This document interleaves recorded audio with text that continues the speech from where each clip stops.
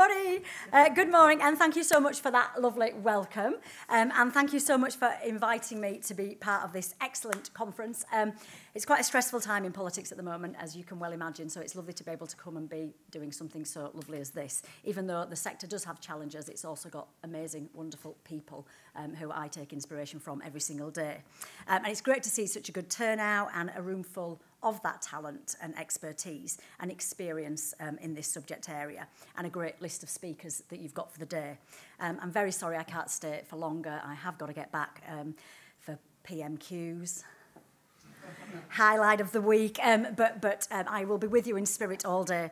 So as has been said, I'm Kim Leadbeater. I am the Member of Parliament for Batley and Spen in West Yorkshire, and it is a pleasure to be able to join you and to share with you my long-held view, and I would very much imagine our long-held view, about the importance of taking a holistic approach to the health and well-being of the nation at all levels.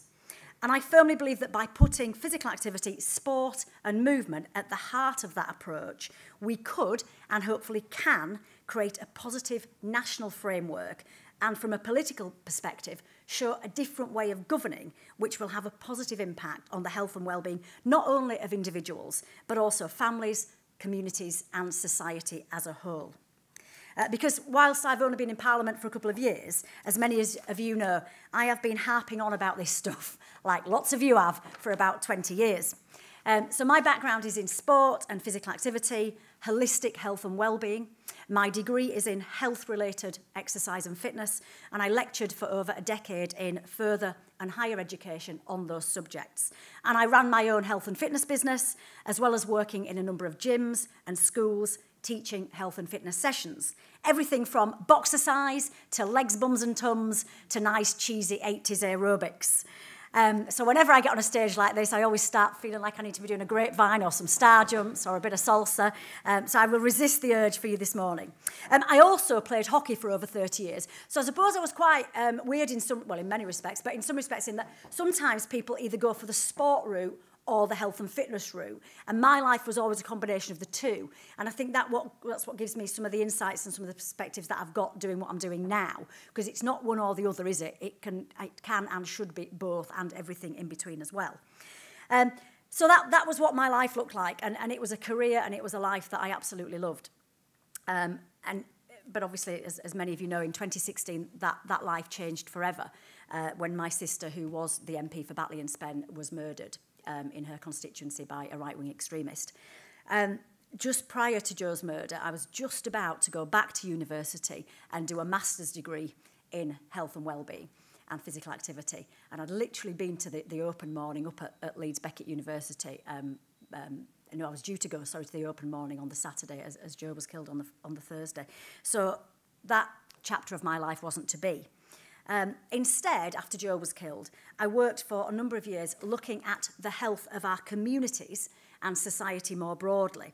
And I did that through the local stuff that we did in Batley and Spen with the More in Common group that we set up, trying to build that sense of togetherness and community at a local level, and more broadly, nationally, through the work of the Joe Cox Foundation. And a lot of that work involved strengthening communities and bringing people together in a variety of different ways, through the More in Common network of community groups across the country, and through the annual Great Get-Together weekend that we do every year on what would have been Joe's birthday. And that involves events and activities based around lots of different things across the whole country. But what happened from my perspective was I kind of went to my default setting and used sport and physical activity as a way of bringing people together. Because again, you know, one of my mantras I say a lot is whatever the question is, sport and physical activity is often the answer. So whatever challenges we might be facing in society, in our communities, let's look at the role that sport and physical activity has in helping us to tackle them. So we did lots of different stuff, and all, again, as most of the really powerful stuff in our communities is done, volunteer-led. We organised the Run for Joe, an amazing run that we do in the local country park. We organised the Joe Cox Way bike ride, a bike ride from West Yorkshire to London over 4.5 days. We organised a memorial game up at Batley Bulldogs Rugby League Club. And actually, sport and physical activity is at the heart of those things But there is so much more going on around those things, around that social connection, around the mental health benefits, around that thing of bringing people together from different backgrounds. So we're looking at community cohesion. So, you know, that role that sport and physical activity plays, you know, we start from the central point of maybe getting people moving a bit more, but actually there's so many more layers to it, as I'm sure we all agree. And that work provided a really powerful focus for me and my family during the most horrific of times. And then in 2021, I became an MP. Ta-da! Hadn't really been bothered about going into politics, if I'm being brutally honest. Wasn't really the direction I saw my life going in. But the job to take on the Batley and Spen seat became available. And a number of people said to me, you should do it, you'd be really good. And I was like, no, I don't want to do it. But then after talking it through with my family and friends, and particularly my parents and Joe's children, they all said, look, we think you should go for this. We think you'd be really good. And I was like, but I don't really know about politics. I don't really understand about politics. But actually, do you know what I did realise, watching Joe do the job particularly? Politics is about people. And politics needs good people. And it also needs people with life experience. And, you know, from some of the stuff I've described today, I've got shed loads of that. So I thought, well, maybe I can bring something different to the party. And I went for it, had a pretty horrible by-election campaign, which I've erased from my memory, so probably everybody else has too. But got in, and I've been there for just over 2 years now. But like Joe, like my sister, my focus in this job will always be about creating positive change, about helping people and about making a real difference to people's lives.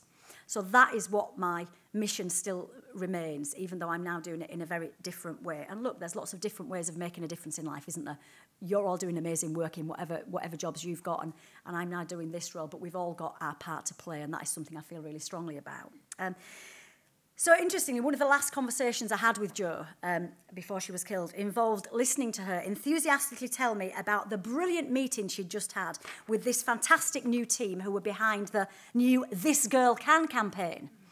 And how I should definitely get involved and I should be looking into it. And I said, look, Jo, I'm not being funny, love, but I've been talking to my students about this all bloody week. You know, we're very aware of this fantastic campaign and the work that Sport England are doing and all this sort of stuff. That's kind of my job. I said, I'm more interested to know why people in Westminster aren't talking about it, why the politicians aren't talking about this agenda, why they're not talking about the power of sport and physical activity to do so much good. That's the people that we really need to be getting the message across to in Parliament. Blooming politicians, I guess. And I also remember saying to my students over the years, wouldn't it be great if we had a government who understood the importance of taking a holistic approach to the well-being of the country? A government who understood the importance of physical activity, sport, nutrition, mental health, physical literacy, physical education, and social connection across the lifespan. The power, and this is something I feel really passionate about cross-sector working. I've referred already to the voluntary sector. You know, the voluntary sector does amazing work. At the minute, they're kind of propping up society in lots of different ways. But the public sector has got a really important role to play in this. But so has the private sector. You know, let's all work together. That is where, for me, the magic happens, getting the strengths of all the different sectors coming together. And when we do that and we do it well, I think that's what success can look like. But we've got to get a government that understands that. And also, really importantly, now more than ever, we need political leadership and a government who understands the economic sense of investing in prevention and early intervention when it comes to ill health. Look, whoever's in power after the next general election, there is not going to be loads of money to chuck around. The NHS is in a bad way. Social care is in a bad way. We've got systems that are broken. And without getting too much into the politics of it, whoever takes over or whoever carries on, maybe, next time, you know, it's going to be a real challenge. So unless we start looking at ways of saving the NHS money, then we're going to be in serious trouble. And for me, the prevention and early intervention piece around that is absolutely vital. And that's everything that you guys are doing day in and day out. So we have to listen to you and we have to work with you much more closely than we are doing. And I think that all sounds really, really good and really, really sensible. And actually, it's not rocket science, is it? But, again, when you've been talking about this for 10 years, 20 years, 30 years, you just think, why is it not cutting through? And I think that's how I feel that I have now in this job got a real sense of responsibility and a real duty to get that message across to people in the corridors of power in Parliament and in Westminster. So I've done a wide variety of things since I got elected, but I was always clear that health and wellbeing would be a top priority for me. I chair the all-party parliamentary groups for sport, for running, and for loneliness and connected communities. I also sit on other all-party parliamentary groups around mental health, a fit and healthy childhood, and various other groups. And again, I think using that role, and again, on a cross-party basis is also important. We don't talk enough about the cross-party work that goes on in Parliament, and I have got allies and colleagues in other political parties who do understand this stuff. There's not enough of us, but there are people there. I'm also a very enthusiastic member of the Women's Parliamentary Football team. I am absolutely crap at football, but I bring a lot of enthusiasm and a lot of energy to that team. And I've also had a bit of a knockabout on the tennis courts with the cross-party group on tennis, which is generally a lot of posh Tories and me. But it's fine because I'm making one in for the northern girl. So I'm doing things in different ways. I guess that's the point of that. And I did want to use my experience to look at how, more importantly, I can try and influence policy in this regard. So in March of this year, some of you will be aware, I published my Healthy Britain report.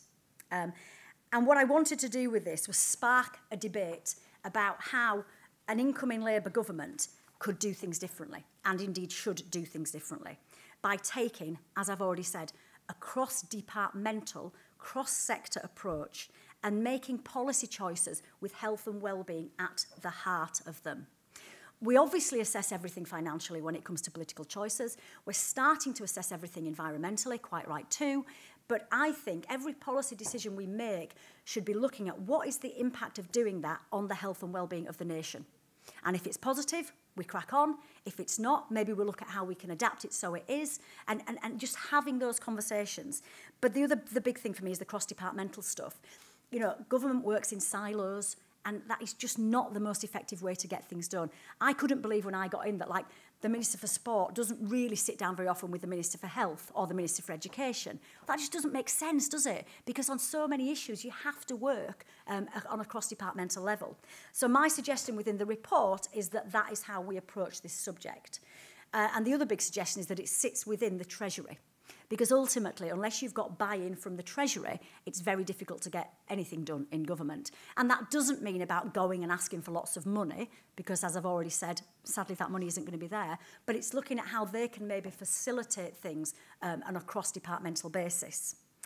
So that's kind of what the report's about. And my team and I put a lot of effort and research into the report. We spoke to lots of people, some who are in the room today, thank you, but we had valuable contributions from brilliant experts and practitioners across a number of sectors: sport, physical activity, mental health, nutrition, health inequality, the NHS, social connection, loneliness, and many more.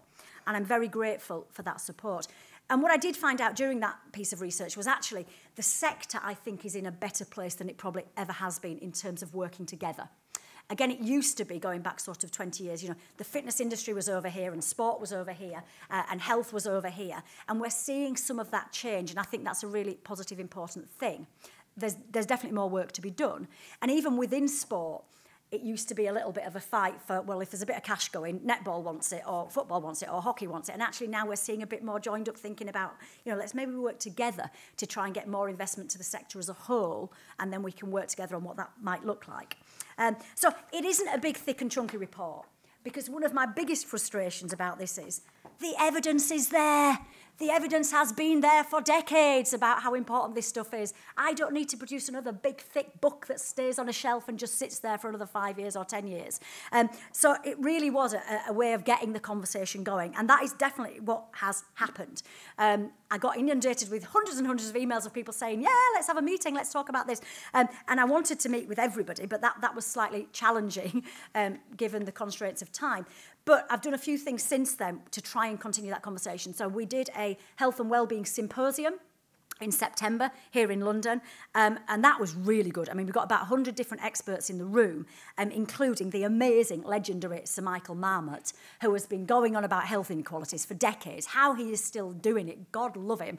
It must feel like he really is beating his head against a brick wall, but he was absolutely amazing. We also got Lord Gus O'Donnell to come, so he is the former Cabinet Secretary, and I thought it was really important to have him there because he understands the machinations of government, and he understands how you're going to get stuff done if we were going to get into government. So that was great. And really importantly, from a Labour Party perspective, Wes Streeting, our Shadow Health and Social Care Secretary, came and stayed for the whole thing, and he listened to all the contributions. Our chair of the Labour Party and Shadow Women and Equalities Minister also came along, Annalisa Dodds. So they were there to listen, and they really did take on board a lot of things that were said. I've also done a really good event up in West Yorkshire, which we held up at the Batley Bulldogs Rugby Club. And this was an interesting one for me, and maybe this is something to think about today, where we got health and sport to come together. And again, probably partly because of my background, I kind of thought that stuff happens quite a lot. No. I was quite wrong. So a lot of people working in health and the NHS and the that sort of world were not talking to sport, and sport were really not talking to them. Through no ill will, just because you're all doing your amazing things and getting on with stuff, but not really necessarily making the connection. Now, we have made progress. Obviously, social prescribing is moving in the right direction, and that's brilliant. But I think we just need to do a lot more of that. And I think partly because thinking about sports people and sports clubs and volunteers, like, you just do your stuff, don't you? You just go out and run a session. You just, you organise your teams, you do all that stuff. You don't think, okay, this is a really good way of tackling antisocial behaviour and improving mental health and improving community cohesion. You don't necessarily do that, or certainly a lot of the volunteers don't do that. So it's how we can think about joining the dots a little bit more between health and sport. I think that's important. And then, as has already been said, I then went across to the other side, the other side of the Pennines, to Greater Manchester, met with Andy Burnham and the Greater Manchester Moving Team, who are just brilliant and really are leading the work in this area, and had another conversation with them. And so I'm trying to keep the conversation going. I did quite a few things at Labour Party conference as well to try and do this.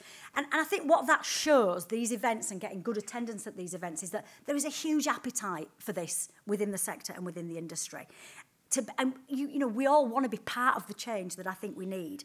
But you guys can't do it all. You can't do it on your own. You need support. And I firmly believe that if we're going to get the change that we need, yes, it has to be cross-sector, but it also has to have political leadership. And it needs a framework which is set by government and then in turn by local authorities and devolved administrations that really puts this agenda at the heart of things. And again, as I say, I think that is partly my responsibility now. So, to finish, in terms of the national picture, I just want to, reassure you that I am doing everything I can to keep this really important subject on the political agenda, to ensure that sport, physical activity, health and wellbeing are treated as a priority, with a real focus on prevention and early intervention, joined up government, cross-sector working, including, as I've said, the hugely important role of the voluntary sector, who are propping up society in many ways, and taking this cost-saving approach rather than thinking about lots and lots of money. And don't get me wrong, I know we need proper funding, and I know we need proper long-term funding. So you don't get given a chunk of money and you've got to spend it in 6 months. That's no good to anyone. So we've got to look at those things as well. But I think the Labour Party is in a good place on a lot of this stuff.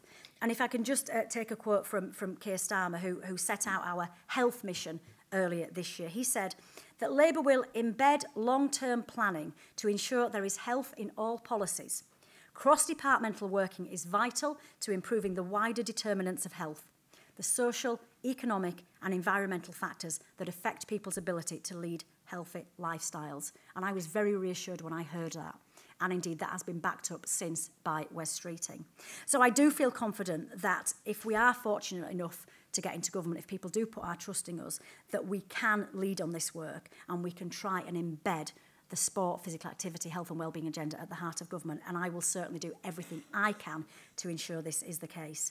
So, thank you so much for inviting me. I really do appreciate it. I'm very, very sorry I can't stay for longer, but have a wonderful day, and let's just keep in touch, and thank you for everything that you're doing day in and day out on this really important agenda. Thank you.